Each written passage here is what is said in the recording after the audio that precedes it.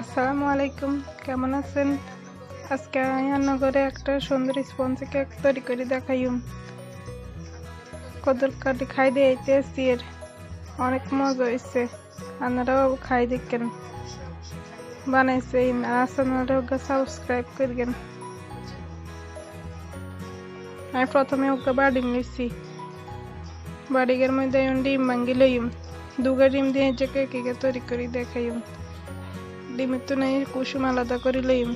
কুসুমের সাদা অংশটা একসাথে করতেন না, সাদা অংশটা আলাদা মিক্সার করুন।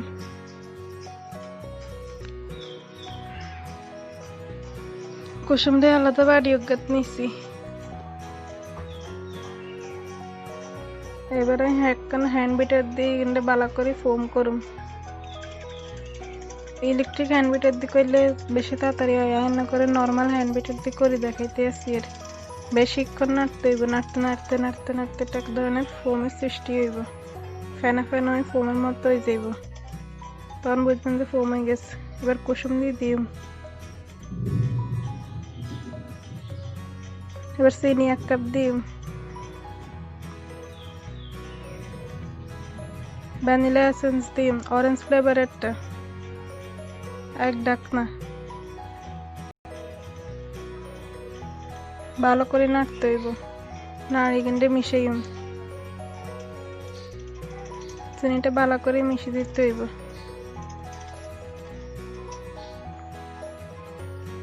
চিনিটা মিশানো হয়ে গেছে। এবার আমি সয়াবিন তেল দিম 6 টেবিল চামচ। 6 টেবিল চামচ দিলে আমার কাছে মনে হয় কেকটা পারফেক্ট হয়, অনেক স্পঞ্জি নরম হয়। এর 6 টেবিল চামচ সয়াবিন তেল দিচ্ছি। এবার আবার মিশাইতে আসি। এর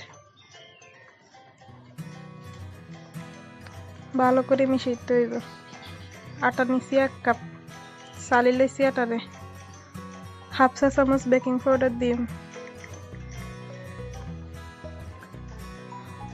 বেকিং পাউডার আটার লগে ভালো করে মিশাইলাম। ভালো করে মিশাইতে হইব। আর মিশানো হয়ে গেছে। এবারে অল্প অল্প করে আটা দিম। মিশ্রণটার মধ্যে অল্প করে আটা দিই। এখানে ভালো করে মিক্সার করুন। মিক্সার করতে আসি। একসাথে সব আটা দিই না, যতটুকু লাগবে ততটুকু দিই। আর বাকি আটাগুলো লাগবে, বাকিগুলো দিয়ে। 2টা ডিমের লগে 1 কাপ আটা আমার কাছে পারফেক্ট বলে মনে হয়। ভালো করে মিশাইতে হইব। দুধ দিম 6 টেবিল চামচ। দুধ পরিমাণ হিসেবে আপনার যত লাগে দুধ দিন, বেশি দিলে আবার পাতলা হয়ে যাবে আটা। এবার ভালো করে মিশিয়ে লইতে হইব।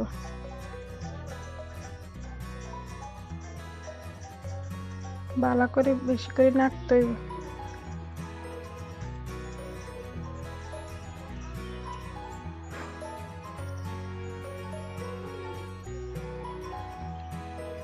নাড়তে নাড়তে যখন এরকম হবো তখন বুঝবেন কেক আটা হয়ে গেছে। এবার একটা ফ্রাই প্যান নিচ্ছি। ফ্রাই প্যানের মধ্যে হাত দিয়ে কত সয়াবিন তেল দিয়ে মাখিয়ে দিয়ে তাদেরকে একটা সুন্দর মতন উঠে দিব। পুরো ফ্রাই প্যানের চারিপাশে তেল মাখাই দিছি। এবার ফ্রাই প্যানের মাঝে এখন কাগজ কাটি লাইছি, কাগজ দিয়ে দিছি। ভালো মতো সেট করে বসাই দিছি।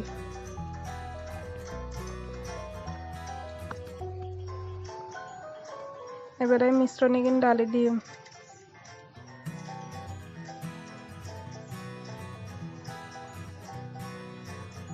সুন্দর করে ডালি দিই।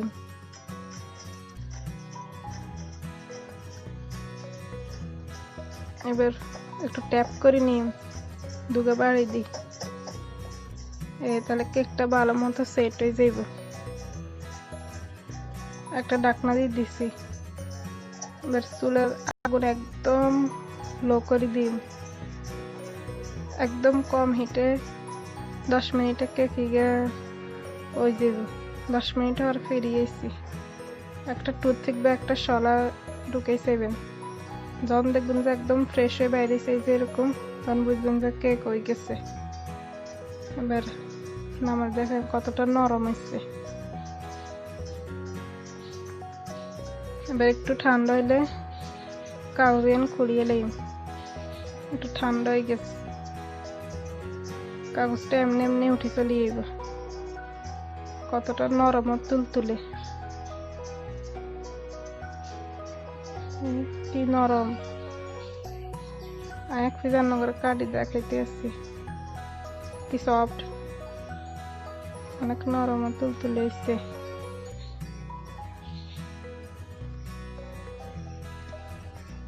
আমার কাছে ভিডিওটা ভালো লাগলে একটা সাবস্ক্রাইব করবেন